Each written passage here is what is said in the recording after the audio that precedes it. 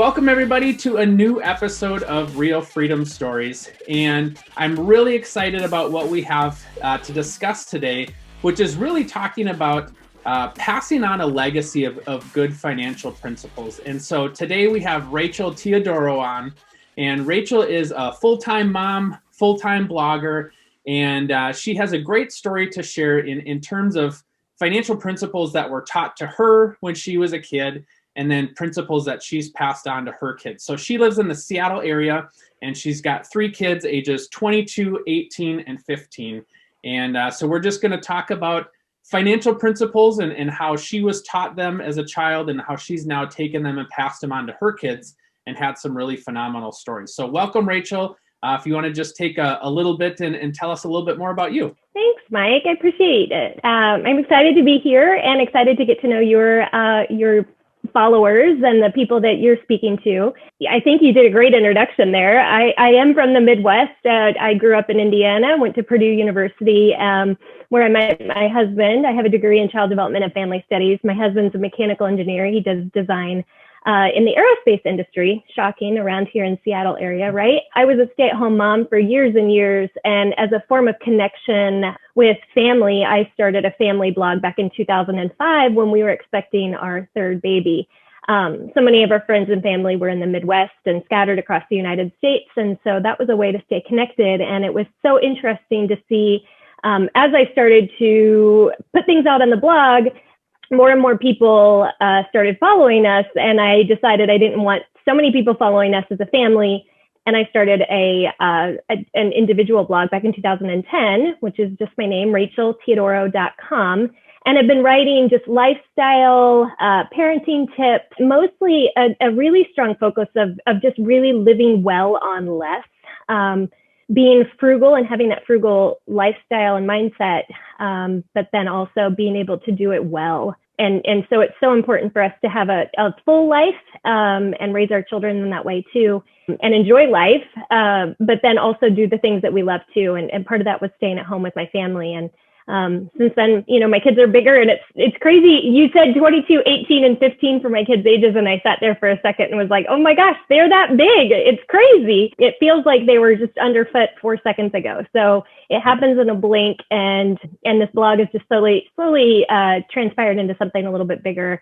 And now, like you said, it's my full-time job. And so it's such a fun way to be able to share life stories and part of myself to other people. And it's just a fun outlet for me to explore.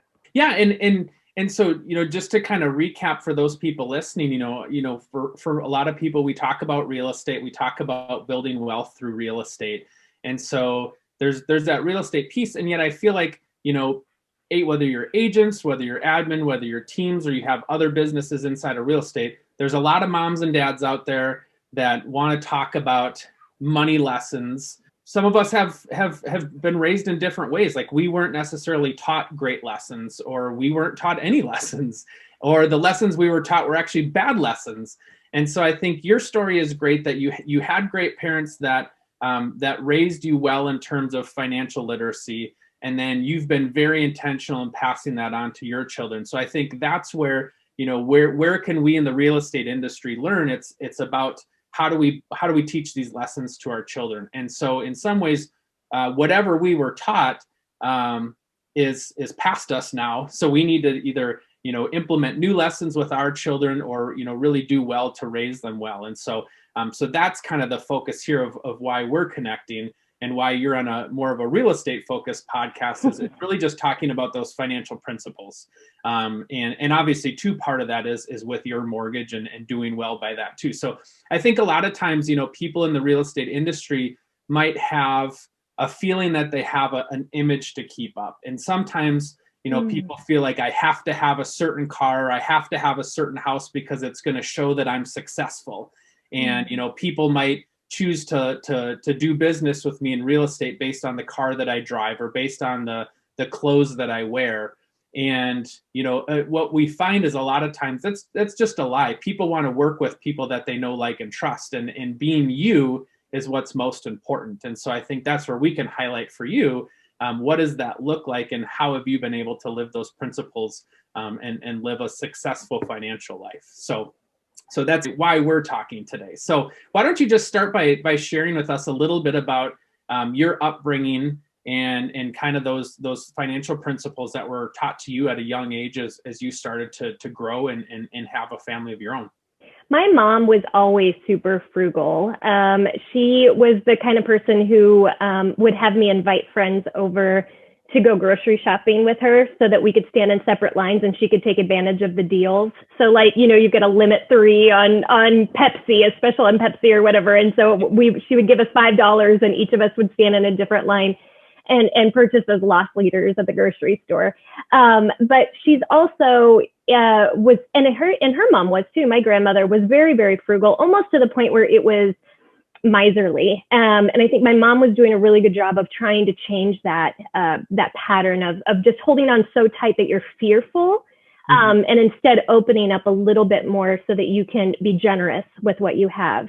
And I would see her do that, not so much in extravagant ways, like you're talking about, that outward showy, we've got the fancy clothes or the fancy car or the whatever, but doing that on a budget, which I think you can do. And I hate the word budget, because I will tell you, in the past 23 years of my marriage, I don't think we've never lived on a budget. We've always lived intentionally, which you brought up, that intentional word, and that's how we parent and that's how we live. We just are living very intentionally. And that was something that we learned very, very early on, that I would say was something that we did individually, not so much from our upbringing, but we did that a little bit more on our own of making that work. And so, like I said, my mom was just really frugal with not only coupons and that kind of thing, but she kind of instilled a love of thrift shops and garage sales in me, and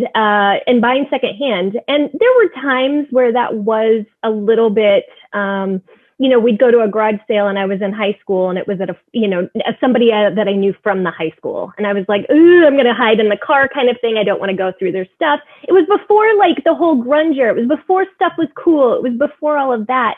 And now I think thrift stores are getting it's cool, the vintage and and upcycle and all that stuff, the buzzwords that are being used. And I feel like those are things that we've been able to pass on to our kids early on. We had kids really young, and so we didn't have the advantage of hand-me-downs from other people that we knew that were, oh, great, here's this or that. It was, we either buy everything new, which, as you know, is really expensive for kids and family, or we start using, we buy used. And my husband, I remember that was a really hard thing for him to wrap his head around, because for him, used or garage sale items or thrift store finds were things that his dad would find in the trash bin, the scrap bin at work, that people would use. And he would bring home, my father-in-law would bring it home and be like, look at this shirt, honey. And she'd be like, oh, there's stains and holes all over it. Nobody wants that. And so that was my husband's mentality of what that looked like for him. And so we grew up in different households where that came from. But when you're a young parent and you really don't have a lot of extra income to be spending, that was really the only option that we had. And so that just continued throughout, of just buying used clothing, used furniture, used things like that.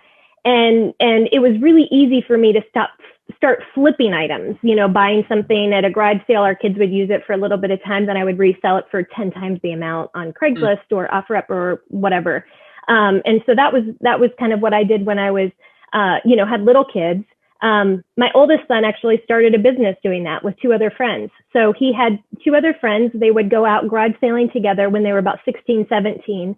And everybody loved having these 3 young boys going to these garage sales. And they would always come up with these stories of whatever, it's for my dorm room, it's for so-and-so. And sometimes it was. It wasn't always. And so sometimes they get this great deal on a sailboat that they would never use. Because these guys that were selling the sailboat really connected with them in a way that was like, oh, when I was your age, I would have loved to have a sailboat. Let me give you this deal on it. And the kids loved it. They would go out, they would sail for a little bit, and then they would go and resell the items. And they did this for years, the 3 of them. And the 3 of them, one of them was specializing in like eBay. He would look up the item on eBay. How much can I get for it? The other was looking at how much can I get for it on OfferUp. And then the other one was Is there even a market for it? And my son was always the negotiator, and he still is really good about negotiating. And so he would always be oh, are you sure you want to keep this around, and that kind of thing. And he would always be the one that would talk and get the best deals. And so that's something he actually went with me for quite some time and asking me how to do that, because negotiating at a garage sale is super easy for me. Now, you take me into a car dealership and you want me to negotiate, I'm not quite sure I would be as good at it. But I've always said more is caught than taught, where parenting comes into play. And it's so important for me to then show my kids what that looks like. And that's just everyday, really practical things. When they're little, they come grocery shopping with you. They see that you're not buying the Choco cereal that's not on sale. They see you purchasing the thing that's on sale and maybe grabbing 2 or 3 of it, or, having them just run the numbers. It becomes a game almost, but in a fun way, without it being, without it feeling constricting. And the kids always really enjoyed it. And I think they still do. I think it has given us so many great skills. And now I go down the aisles and I see, I see kids on their parents' smartphone, or they're watching a video or something like that. And I'm thinking there's so many lost opportunities here that for teaching kids about money, because as soon as you walk in a door of a store, you're a consumer. And we want to give our kids the opportunity to be the wisest consumer that they can be, and teach that young, so that they can take that with them as they get older. And now the benefit of having older kids is that I'm seeing that play out now. I'm seeing my kids making wise decisions. I'm seeing them put money into, high yield savings accounts. I'm seeing them look into investments. I'm seeing them max out 401ks. I'm seeing them do these things. And it is so rewarding to us to see that they're making really smart financial decisions. It's interesting, a couple thoughts on that is, for us and our kids, so we were fortunate to have 3 boys, right? So there's a lot of opportunity there in terms of reusing clothes. But one thing that my wife really loves doing is we have them here in the Twin Cities, is we have these consignment sales. The good thing is in terms of wear and tears, they don't allow you to have clothes that have stains or rips or tears in them. And yet some of them are gently worn, or even if they were worn a lot, they're still in really good condition. And so I want to say, even maybe before we had our firstborn, that was just a consistent thing. And so, she would go to these sales with her mom, and they would pick up, they would have like a garbage bag full of clothes or toys or whatever. And it's all stuff that's in great condition. And shirts might be $2 or $3. It's not necessarily a quarter or 50 cents at a garage sale, but it's a much better than, buying them at a store. And so, it's really hard when my wife would come home with all of these items to really scrutinize what she bought. You look at all the clothes she bought, you look at all the toys she bought, but you're like, she paid $1 for that, or she paid $2 for that. And so I think, we saved a lot of money on clothes that way. We saved a lot of money on toys that way. And then now that we're in the stage where hopefully we're done with kids, she's now able to sell a lot of that stuff. And so it's a pretty simple process. The company that runs these makes it seamless. So you go in and you enter all your tags and you hit print, and you just put them on the clothes. And for a lot of it, like if it doesn't sell in that sale, she picks them up and puts them into the next sale. And so there's 5 or 6 sales around the Twin Cities here in the fall and then in the spring. And it gets to be a pretty simple process. But I think about how we've been able to be pretty good stewards with that money, and then to be able to turn around and make money off of it too. It's been great. So it's those things that, I've heard a lot of people say it's a waste of time to do that, or, my time's more valuable. I understand that to a certain extent. And yet at the same time, if you add up how much we've paid for stuff or how much we've been able to sell for, I'm sure it's a significant savings for us. And so it's doing those things. Now, do I enjoy, having my wife have to go drop that stuff off and, take up however many hours to go do that? Not so much, but at the same time, it really is for the best. And we just lucked out having 3 boys. And so most of that stuff's getting passed down. Now, the funny thing is our oldest son, blue is his favorite color. And then our middle son, green was his favorite color, but then now it's red. And so, he's not as excited to wear the blue stuff that my oldest son wore. And so there's a little bit of that happens. But yeah, those are the little things that really make a difference. The other point that you were talking about is, as far as, kids understanding money, I think about when I was little, I loved baseball cards, baseball, football, basketball, whatever. If there was cards, I was there. And I was the type of person where it would burn, the money would burn a hole in my pocket. When I got an allowance or I got money for my birthday, I'd drive to Walmart on my bike, or I shouldn't say drive, I'd ride on my bike to Walmart and I'd buy, if I had $10, I'd spend $10, and it was funny to see how over time that's changed with me, right? Like I get more excited about saving stuff, and I probably had to go through the lesson of being the spender to become the saver. Yeah, I just think it's so important just to, again, it just is being that example and showing them what it is that you're doing. Because if you're doing that, then they're picking that up and they're going, well, there's no shame in this game, or there's no, okay, I'm saving this amount of money, or, it doesn't become this disconnect. And we are really open with our kids at different times and say, you know what, I understand that your friend down the street got those really nice new shoes. Our priority is not those nice new shoes. We'd rather take a vacation. We would rather go on this trip together and have this experience together than to really spend, $200 every time you decide you want a new pair of shoes. And the kids have understood that. Now, there have also been times where we say there's some skin in the game, right? We'll pay $50 for this pair of shoes. That's what we would have paid anyway. If you want to chip in the rest of it, awesome. Go ahead and do that. And the kids have to be really thoughtful about how they want to spend their money then. And that makes a real difference for them once there's actual things that they have to prioritize in life then, right? Like, my oldest son is in the process of buying his first house. We mentioned he's 22, he's a young kid. And he's learning how expensive things are. Like, this was a text conversation between my husband and him a couple weeks ago where he was talking about homeowners associations. They have a homeowners association in this new neighborhood that they're in. We suggested that he read through the whole covenants, make sure he knows what's happening. And he basically said, nothing's going to stand in my way of having a hot tub. And he was just so excited about getting a hot tub. And that was the one thing he was just into, is this hot tub.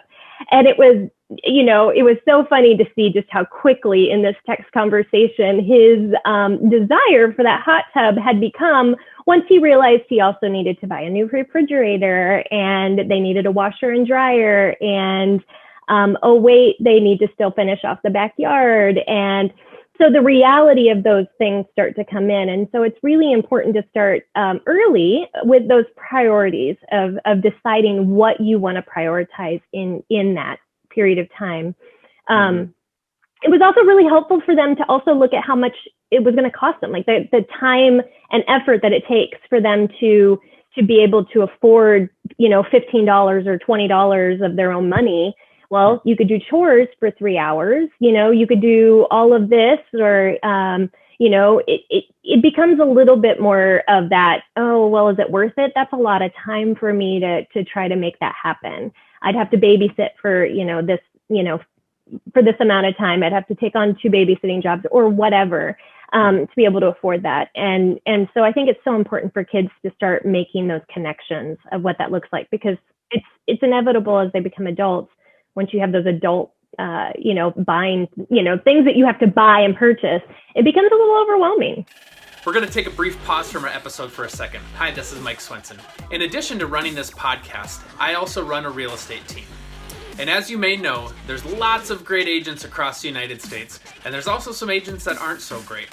So what I want to do for you is to put you in touch with a top-notch agent no matter where you live. So whether you're looking to buy, sell, or invest in a home anywhere in the United States, we're here for you. Fill out our form at eliteagentreferral.com and we'll put you in touch with a top-notch professional agent no matter which state you live in.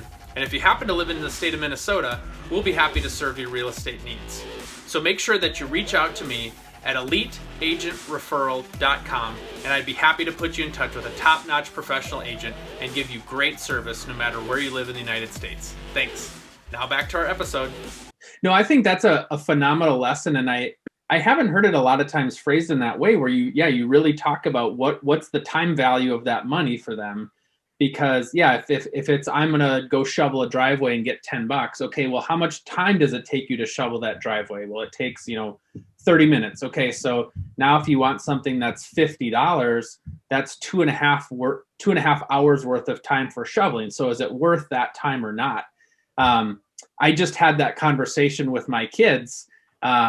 They were, I mean, they're still not quite at that spot, especially our 6-year-old. Our 6-year-old, like, he loves the idea of money, but doesn't have the concept of the time. And so I was telling them the other day, they were, somehow they're talking about, oh, they like to pass on for the 3-year-old. If they ever have to pick up anything that our 3-year-old does, like a mess that he makes, they're like, Hudson, this is your mess. And I said, hold on a second. How much time do mom and dad spend picking up your stuff? And we don't complain about it like that. So somehow the conversation turned to, I told our 9-year-old and our 6-year-old, I would pay them $25 a day if they did all the dishes, all the laundry, and picked up all the toys in the house. And at first their eyes lit up. They're like, $25 a day, and I knew where I was going with this, right? And so they're like, oh, you would pay us that much? And I started to think about it. I was like, okay, $25 a day. If they did that for me, I would pay that all day long. And then as you could see the wheels start to turn of like, wait, all the toys in the house? Wait, all the laundry? And they don't even know how to do laundry yet. We would teach them if they were interested, but you start to see that clicking. And for them, they're like, okay, I'm out. It's not worth it for me. And so that is really a key concept, because it helps them to understand that our time is money. And that's no different than when they work a job. It's, the value of my time working at a job. Or, in the case of your son, if he went garage selling for a couple hours, like, how much money could he make flipping? So now he's starting to think about, it's a little bit of the entrepreneurial piece of, okay, if I worked a job and I got paid $10 an hour, in 5 hours I'd make 50. But if I did 3 hours garage selling and flipping it, and I made $75 in 3 hours, now that's $25 an hour versus the $10 an hour. So you could start to see those wheels turning, and you see those connections being made. And I will tell you that did backfire on us, because I wanted him to have actual real work experience and have a job with an employer at a warehouse that I set up. And this whole thing of, I knew a friend who had a warehouse, who had a job, and he would be, get a job where he's going, 9 to 5, whatever. And during the summer, I think he was a junior in high school, and just said, I need you to do this. And he was like, Mom, I can make more money flipping stuff. And to his credit, he absolutely could. He hated that job. He still tells me all the time that he hates the fact that he even did it. He doesn't even put it on his resume. And I'm just like, but I wanted him, I felt like he needed to have an employer. I felt like he needed to have the accountability of clocking in at a certain time, instead of that entrepreneurial spirit that he absolutely has. Now, maybe he's gleaned some really important things from that lesson of employment. I don't know. But at this point, I will tell you that it absolutely 100% backfired on us, because that was his rationale a lot of times. It's like, I could just buy a couch and flip it, and in an hour I could, double my money. And so I guess part of that was really great for him to recognize, because he really took on that role of just being able to be a self-starter and motivated, which he absolutely was. And he continues to be that way. He worked full-time in college when he was at Baylor University at a car dealership. He was one of the youngest car salesmen at the Nissan dealership there, which actually proved to be just such a great thing for him. It's all commission-based, and which was great when he was in college, because there was a little bit less of that, well, if I do this and step out on a commission-based, I mean, you understand real estate, right? It's commission-based. And so if you step out into this, there's a little bit of that unknown of what this is going to look like. And so he at least had that safety net underneath him to be able to step into a commission-based position when he was in college and really get his feet wet. And now he continues on as a finance manager at a car dealership in Boise, Idaho. And that's really working out really well for him. And so managing that time, but you really have to be really motivated and have that self-starter, and just be, and catch that bug essentially of the sales mentality, which he absolutely has, and which I'm sure a lot of your listeners have as well. Yeah. I still remember it in college. There was a management course that we took, and it was kind of the first really hard class I was an entrepreneurship major, and it was kind of that first class where everybody was like, oh, I think it's Management 301 was the course. I still remember that this much later, because it was like the big class where everybody, had to buckle in. And I remember the professor at that time had told us, if I had advice for anybody in business, it's that you should take your first 2 years out of college and be in sales. And at the time I was like, I'm an introvert. I'm not a risk taker. Like the reason why it took me so long to start a company is because I couldn't get past the, a safe, stable paycheck and all that kind of stuff. But in hindsight, I absolutely can see that, because, his point was, you learn so much about all of business. You learn so much about customer relationships, talking to people, being comfortable doing that kind of stuff.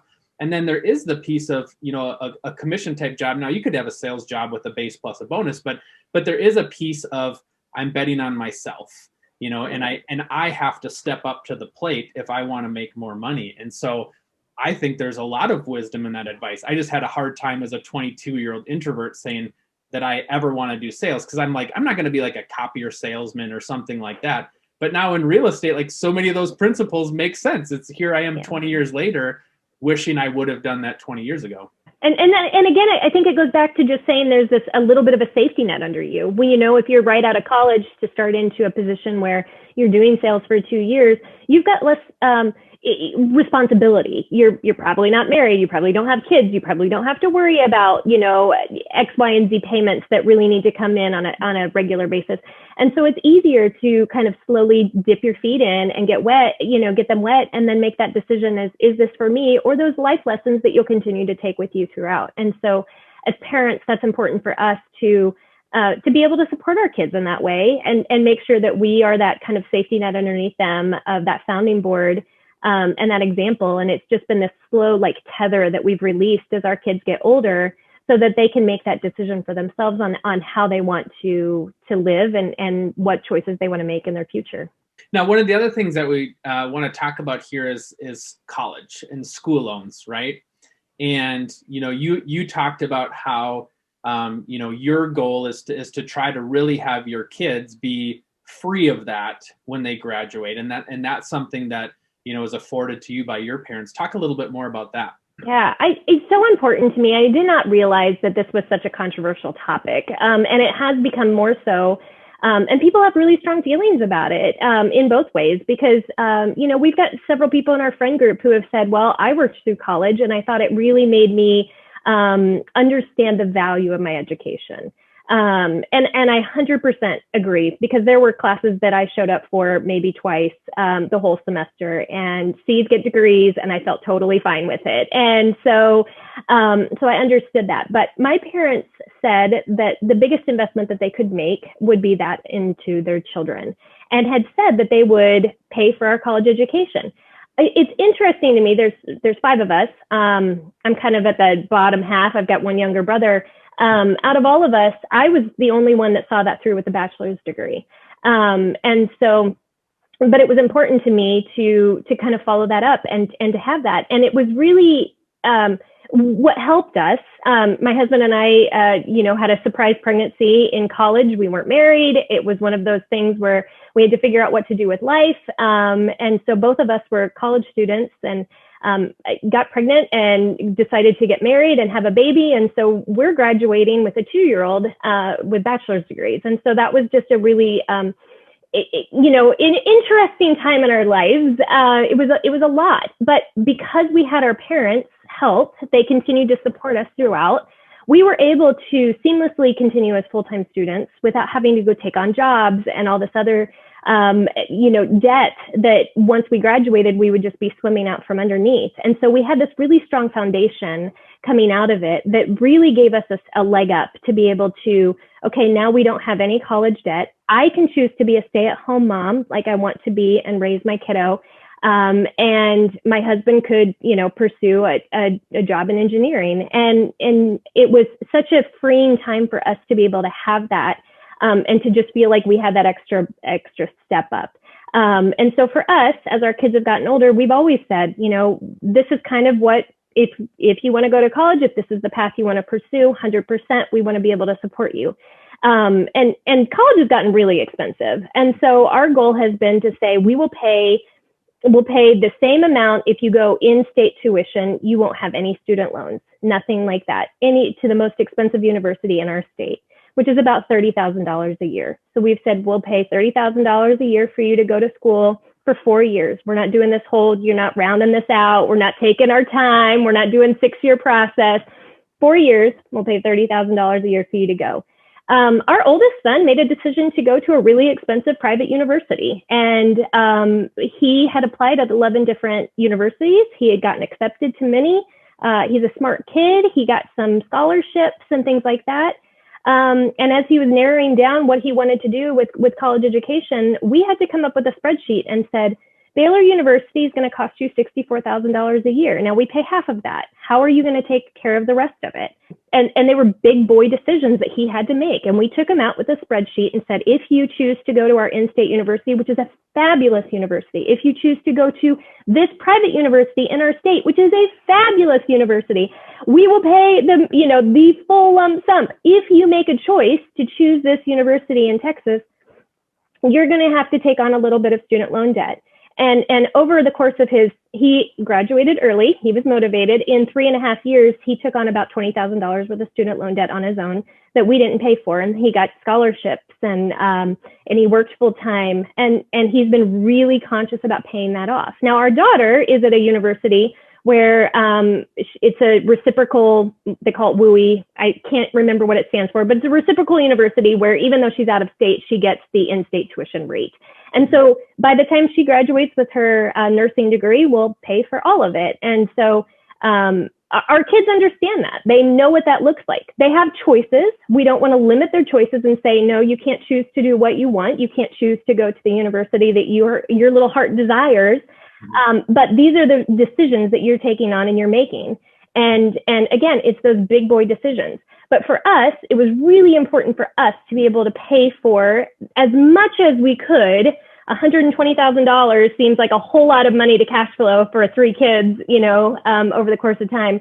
But to be able to take that money and to be able to say, this is a start you have. And like I said, my oldest son's graduated. He's been graduated for almost 1.5 years. And it's just been a really encouraging thing to see how he's managed his loans, his taking that on.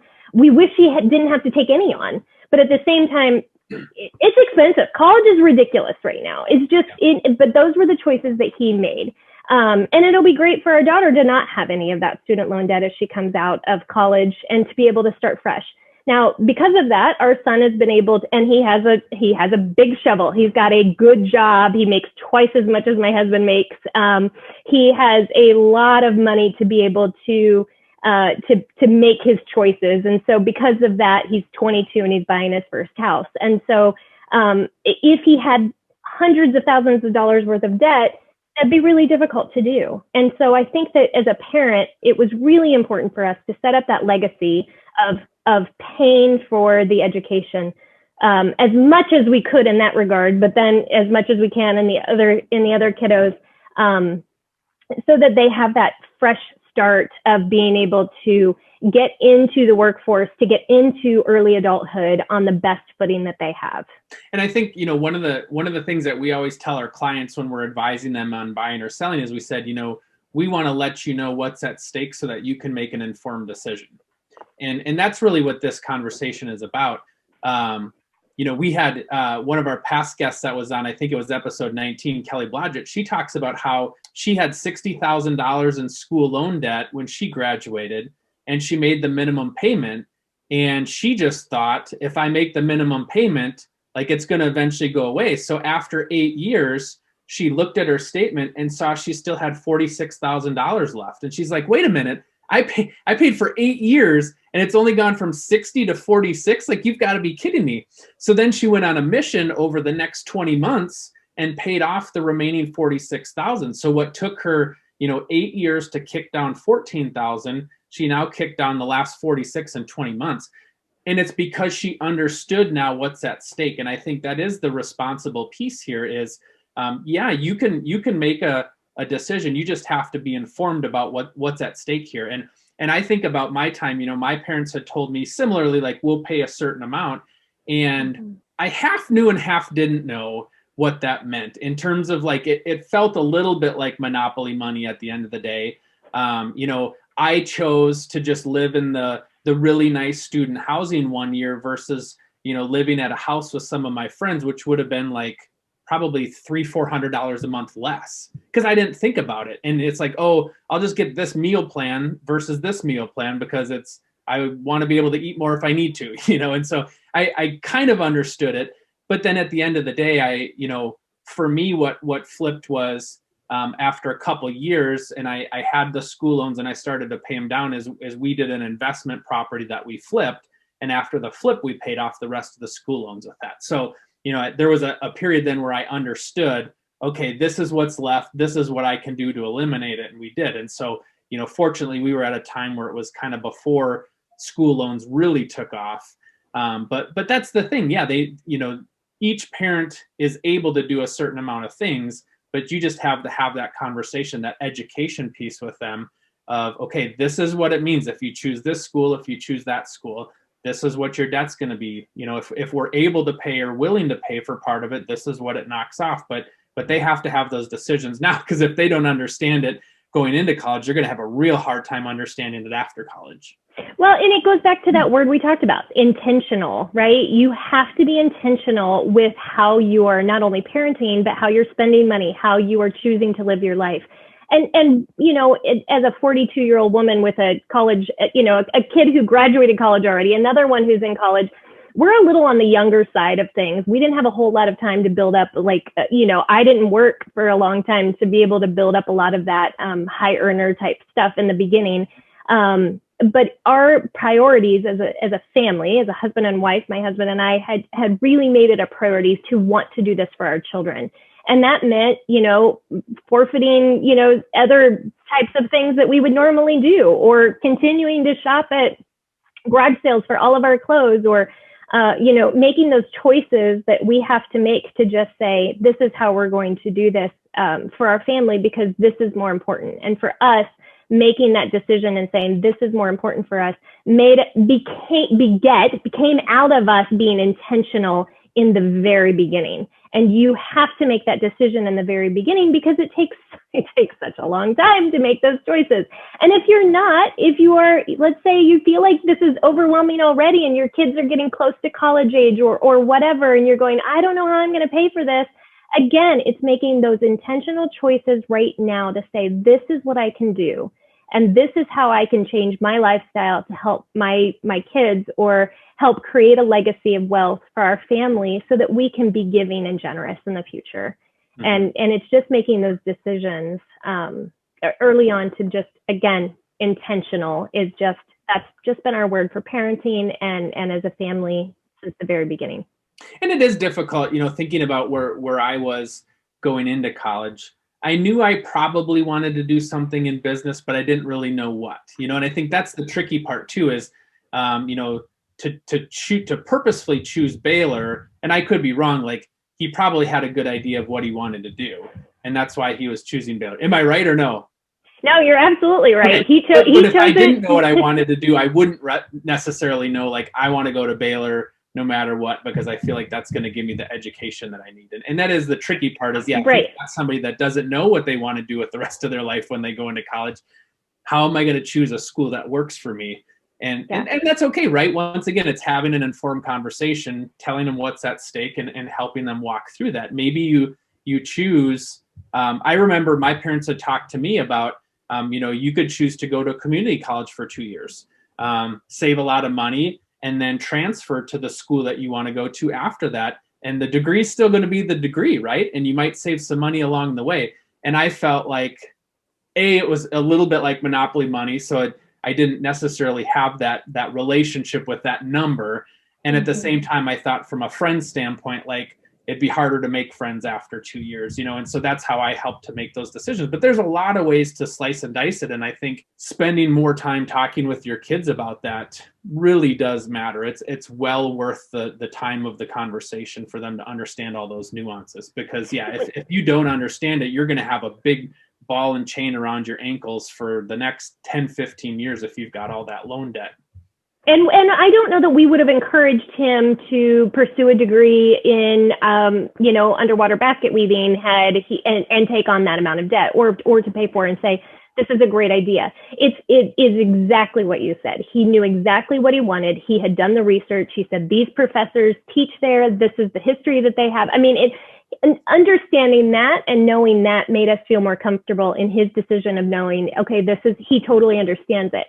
Now, as much as a 17-year-old can understand it, because like you said, it feels like monopoly money. And I will say the same as a parent, it feels a little bit like monopoly money, especially the first time you fill out the FAFSA forms and they say, oh, your family contribution could be $75,000 a year. And you go, oh my gosh, what are you even talking about? Do you think I'm like Scrooge McDuck just swimming around in dollars? Like, this is ridiculous.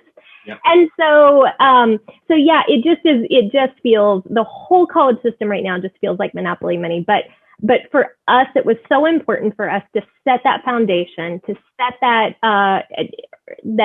strong foundation for our son, so that as he graduated from college, his student loan debt is taken care of, it's paid for. He has zero debt right now. And now he's, being able to afford a house, at 22, which I think is a huge accomplishment, especially in a really hot market in Boise. So I was going to say, that sounds a lot like in real estate, when you get a pre-approval from a lender of, hey, I'm pre-approved up to this amount for the house. And then you look at what that house payment actually is. Like, wait a minute, there's no way I could even afford that house payment. So a lot of times people get tripped up that way, thinking like, oh, well, the bank said I'm pre-approved for this, so that means I can afford up to that. Well, it's like, wait a minute, that's way more than I could actually afford, but the bank says I could, so that's. Well, the good news is that he also understood that. And so he was pre-approved for twice the amount that he paid for his house. And so he understood that this was a huge undertaking. And he also knew, I only want to spend about 25% of my income on a house so that I can do other things. He's young, he's getting married soon, and to be able to have fun with that. And, my daughter's made the same choices. She lives at the cheapest dorms on campus. She has a cheaper meal plan. It's kind of what you were saying. Mm-hmm. It felt like monopoly money, but she's a little bit more mindful of the spending, especially because she wants to fit into our budget too. She doesn't want to go over and spend any of her money. She wants to stay within the realms of mom and dad's money. And so that's very much like her, and we appreciate her for that. But yeah, she's very conscientious of the finances. Mm-hmm. Now, we like to talk about freedom. It's why our podcast is Real Freedom. So a lot of people listening to this might think like, oh my gosh, this sounds like a lot of work. It sounds like it's probably not worth it, to go to garage sales, to, coupon and live frugally and all that. Talk a little bit about the freedom that this now affords you guys as you look at the future and talking about the traveling, because I know you guys do a lot of traveling. So talk about, this is worth it. It's worth teaching your kids these great habits because it does provide for freedom for you guys for the future. Yeah, 100%. And I think the hard work was put in really early on. We were making that basis, that strong foundation as a one income family with my husband's income. We were trying to save what we could, and he was doing the really hard part of the saving and the investment for our family in the best way possible. And I'm doing the other part of the coupon cutting and the saving for the rest of the stuff, using cloth diapers and breastfeeding the kids so we didn't have formula costs and, clothes at garage sales and things like that. And so I was doing that part. And so I think it really is this partnership of what that looks like. And it's great because we have very similar common goals. Now, our kids were younger. They don't remember that we didn't take a trip to Hawaii when they were 4. My parents lived in Santa Ana and were really close to Disneyland for quite some time and had grandparents passes. We took them a few times to Disneyland. They don't remember it. The youngest one has no recollection of it. And so for us, the travel part has been really important as they've gotten older, like taking the experiences, going to Italy together, going to Hawaii multiple times. We do ski vacations and things like that. It's just a really important thing for us to be able to have made that sacrifice early on so that we are financially free as we've gotten older. This is a big milestone for us and our family. This year, we'll finish paying off our house in May. And that's a really large part of not only our investment portfolio, right? Our house is a huge investment for us. But now we'll be able to have that extra income then to continue to cash flow education costs for our kids. We still have 3 more years for my daughter and then 4 years for my son, my youngest. And so that's important for us. But then to be able to be really generous with what that looks like, to be able to give and enjoy our money is just so freeing to not have to worry about some of that. And so there's a real freedom in just living the life that you want to live now, and making those sacrifices.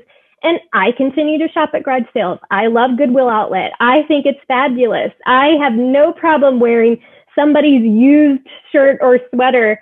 And I don't think I ever will. And I think, but I also know when it's time to buck up and pay a couple $100s for a fancy dress for a special occasion, or take that vacation and stay at the nicer place instead of doing the Motel 6 kind of thing. We have the ability to be able to do that now, and there's a real freedom in that. And like I said, with the house being paid off, there's just a real freedom in knowing now we've got this extra money every single month to just be able to do with whatever we want to do. And this is not our forever home. We hope one day to live on the water and maybe live somewhere warm, have multiple houses. Who knows what that looks like? And it's such a really freeing thing to know that I don't have that huge consumer debt over our heads every day. Now, I don't know if we write that last payment in May, if we're going to feel a whole lot different, like if we're going to do cartwheels in the front yard, or if we're going to, sit there and, do carpet, angels in the living room. Yeah. But maybe we will. Maybe it'll feel a whole lot different. But honestly, I think just having the lifestyle that we've had, the lifestyle that we've created, we live really well on on less. We just live really well on less. And it just works really well for us. And I think that a lot of people could do that too. And again, you mentioned at the top, of our conversation about just feeling like you have to have this outward personification of this is what I drive, or these are the outfits that I wear, this is how I dress. And again, I don't know that there's anything wrong with that. I think it's so important to feel really confident in what you have, but you can also feel really confident in what you have and what you wear when it's paid off, when it's cheap, when you found a great deal, when you are in your designer clothes and they cost you next to nothing, but you still look really great. And it feels really awesome to have that financial freedom. Yeah. And one of the things I remember you had told me, wasn't it you have a neighbor who's a pilot? Is that right? Or and they said that you guys travel more than anybody else that he knows. Is that right? Yeah. And we actually have a neighbor who's an executive at one of the airlines in our area, and he has said that we are a family that travels more than any other person in the flight industry. And again, we love to travel. I love the fact that we can create shared experiences for our kids in that regard. And like I said, when the kids are younger, they really don't remember a lot of that. Our families were out of state. And so when we traveled, we usually traveled to see one of them. And so it was one of those, we never really took vacations when they were younger because it was always just a trip to go see the grandparents. Again, totally fine. It just wasn't anything that we were doing for fun. And so now we're having that option to just be able to take those vacations and, fly across the world and go to Italy. Or my daughter and I had a trip to Paris that got canceled because of COVID. But, making those choices of traveling, and again, just those shared experience, making the world a smaller place is really important to me. For our kids, and having those experiences for them. And so everybody's maybe different. Everybody's reason is different for why they do what they do. But having those in the back of my mind are really important for me to stay focused on what we're doing. And honestly, it just becomes such a part of our life that we just don't even know the difference. I just don't notice the difference. Well, it is amazing to see, if you take a look back, when you were pregnant in college, you had so many reasons to rationalize like why, now at 42, you can't be where you're at today. And you leaned in and you did the hard work, and now you have this freedom of, no home payment. And keep in mind, living in the Seattle area, like houses aren't cheap in Seattle, right? It's not like we're living somewhere where the average sales price is 200,000. Like you're in an expensive home, and to have no car or no home payment, taking care of your kids' college, to have kids that have understood some basic financial principles and have launched themselves. It's cool to hear the story, thinking back to, in college, thinking, okay, what are we going to do? And it's time on task over time, just leaning in, doing the hard work day after day after day. And now, 22 years later, you guys are in a great spot financially for your future, and you have freedom to travel. You have kids that will be self-sufficient, that you don't have to continue to pay for a lot of stuff for, and house is gone, or house payments gone. Like now there's a whole world of opportunity and fun and experience that you guys get to experience, and the freedom of that because you did the hard work early. It goes back to just being intentional, right? Is making sure that you are just really intentional with those choices that you're making. And I think that it's just been the backbone of what we do and everything that we do. And, we have been really privileged. We have families who are very generous to us. We choose to do the same thing with our kids, of being very generous with them as well. But when there's that generosity, we've also been really intentional with what we do with that. And if that meant, we receive a cash gift at Christmas that's putting more money towards the principal payment of the house. It's being intentional instead of saying, this is what I'm going to do instead. I want to buy a lifted truck or whatever, it's just making those choices of these are our end goals. This is what we really want out of it. And we're going to make those choices.